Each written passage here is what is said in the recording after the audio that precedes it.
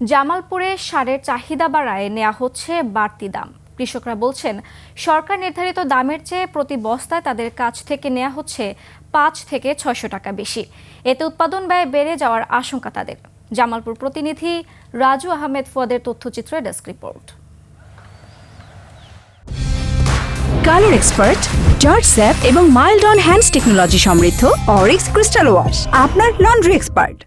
জামালপুরে এবছর বৃষ্টি কম ও বন্যা না হয় আমন ও শীতকালীন সবজির আবাদ হচ্ছে আগেভাগে। বিস্তীর্ণ চরাঞ্চলে কৃষকরা ফসল পরিচর্যায় ব্যস্ত সময় পার করছেন, তবে বাড়তি দামে সার কিনতে হিমশিম খাচ্ছেন তারা।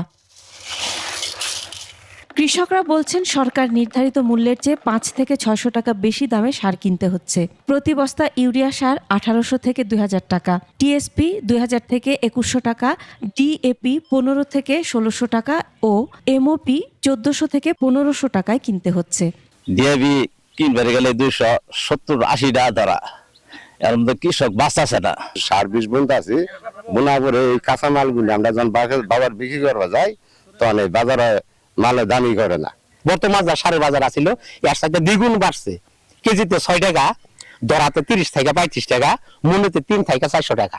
সারের দাম যদি সরকারের জন্য একটু ই করে তাহলে কৃষকের একটু ভালো হবো। সারের বাড়তি দাম নিয়ে ক্যামেরার সামনে কথা বলতে চান না বেশিরভাগ ডিলার। তবে এই ডিলার বলেন, সারের পরিবহন ও শ্রমিক খরচ দিয়ে সরকার নির্ধারিত দামে সার বিক্রি করে লাভ হচ্ছে না তাদের। বাড়তি দামে সার বিক্রির জন্য খুচরা দোকানদারদেরকে দায়ী করছেন তিনি। সরকার থেকে আমরা ক্রয় করি ইউরিয়া সার ১২৫০ টাকা, আর কৃষকের নিকট বিক্রি করি ১৩৫০ টাকা। এদিকে বাজারে কৃত্রিম সংকট তৈরি করে বাড়তি দামে সার বিক্রির অভিযোগে গেল সপ্তাহে সদর উপজেলার ৩টি দোকানে ভ্রাম্যমাণ আদালতের মাধ্যমে ১,১০,০০০ টাকা জরিমানা করে জাতীয় ভোক্তা অধিকার সংরক্ষণ অধিদপ্তর। বেশি দামে বিক্রি হয় তাহলে আমাদের যে হটলাইন নাম্বার আছে 16121 এই নাম্বারে ফোন করে আমাদের কাছে অভিযোগ করলে আমরা তাৎক্ষণিক ব্যবস্থা নিতে পারবো। কৃষি বিভাগ বলছে, সারের পর্যাপ্ত মজুত রয়েছে। বাড়তি দাম নেয়ার অভিযোগের তাৎক্ষণিক ব্যবস্থা নেওয়া হয়েছে। সারের যে উপরিপ্রয়োগ কর সেটা সম্পন্ন হয়েছে, আর এখানে পর্যাপ্ত সার এবং বিধি মোতাবেক সার বিক্রয় হচ্ছে।